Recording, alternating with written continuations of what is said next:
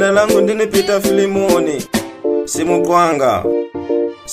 Simu kwanga. Izula mware mbeu yakanaka. Imbeu yakanaka. Izula mware mbeu yakanaka.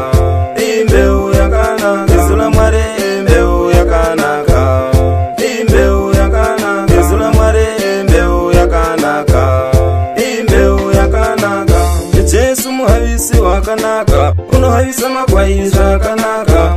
Unolasira upenyu wake kumakwai ake. Jesu muhavisi wakanaka. Unohavisa makwai zvakanaka. Unolasira upenyu wake kumakwai ake. Izula mware mbeu yakanaka. Imbeu yakanaka. Izula mware mbeu yakanaka. Imbeu yakanaka. Izula mware mbeu yakanaka. Imbeu yakanaka. Izula mware mbeu yakanaka. Imbeu yakanaka.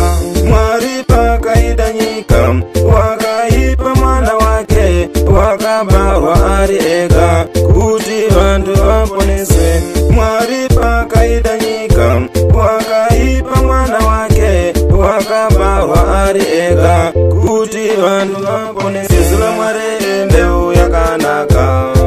Imbeu yakanaka. Izula mware mbeu yakanaka. Imbeu yakanaka. Izula mware mbeu yakanaka. Imbeu yakanaka. Izula mware mbeu yakanaka. Imbeu yakanaka. Jesu muhavisi wakanaka. Unohavisa makwai zvakanaka. Unolasira upenyu wake kumakwai ake. Jesu muhavisi wakanaka. Unohavisa makwai zvakanaka. Unolasira upenyu wake kumakwai ake. Izula mware mbeu yakanaka.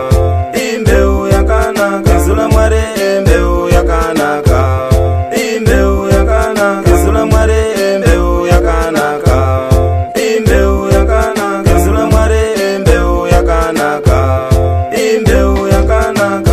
Mwari pakaida nyika wakaipa mwana wake, wakabarwa ari ega kuti vantu vaponeswe. Mwari pakaida nyika wakaipa mwana wake, wakabarwa ari ega kuti vantu vaponeswe.